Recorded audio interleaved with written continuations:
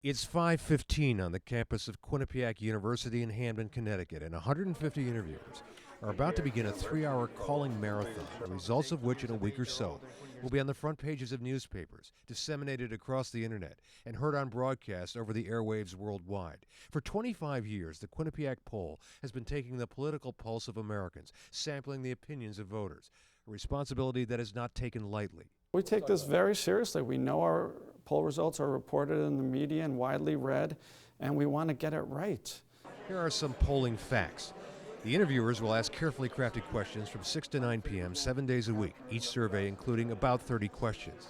If on a given survey night no one answers the phone, 3 more attempts will be made to the same number in the week to follow. When the phone's picked up, the odds are 50-50 the respondent will take part.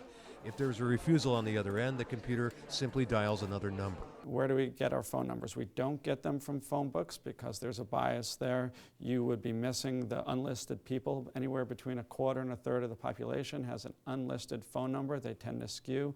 They tend to be higher income as well as lower income. So our phone numbers are randomly generated by a computer. The technique is called random digit dialing, or RDD. Now, once we reach a household, we don't automatically interview whoever answers the phone because there's a bias there. Women are more likely than men to answer the phone.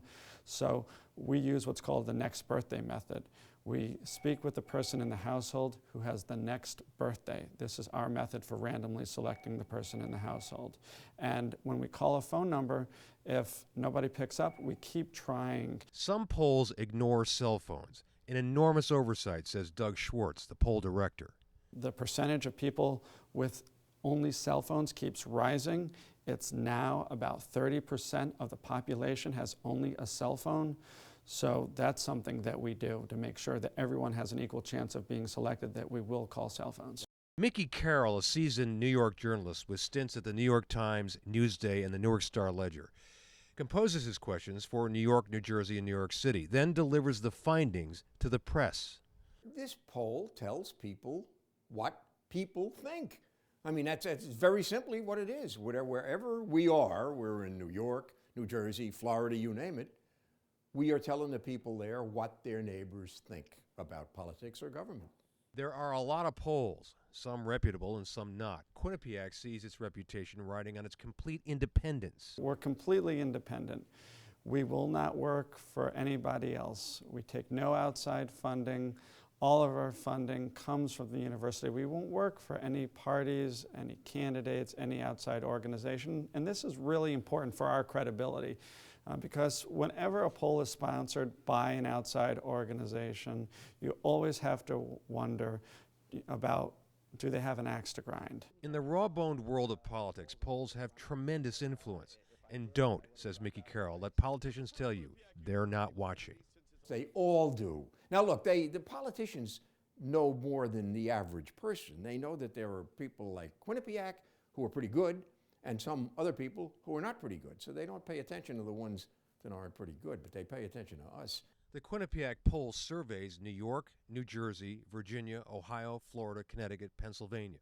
Those are the swing states, as well as New York City, and they do national polls. The surveys are not just horse races, not just the elections. Pollsters will track trends on issues from drilling for natural gas in Pennsylvania, to Sunday liquor sales in Connecticut, to casinos in Florida. Great care is taken into how the questions are written.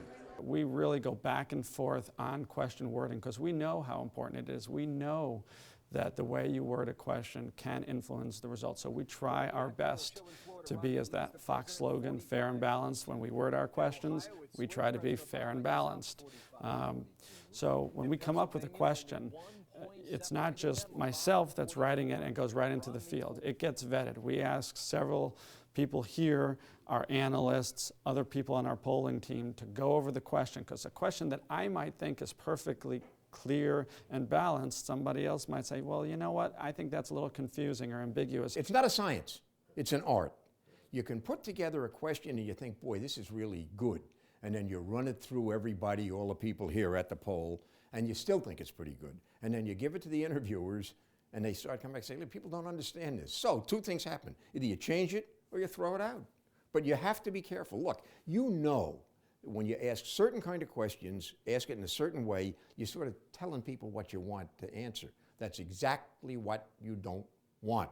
You want a question that can be answered honestly. It's hard, but it's necessary. In the small building on the hill looking down on the Quinnipiac campus, one survey ends and another begins. An independent poll hermetically sealed from outside influence, with a track record that ranks it with the best. The track record is clear. You know, you look, you know, if you're polling, what do you like, Rice Krispies or Raisin Bran? Well, who knows? But if you're polling candidate A versus candidate B, somebody's going to win. And if they win differently than you've found out, then you got to examine your question. The fact is, they don't.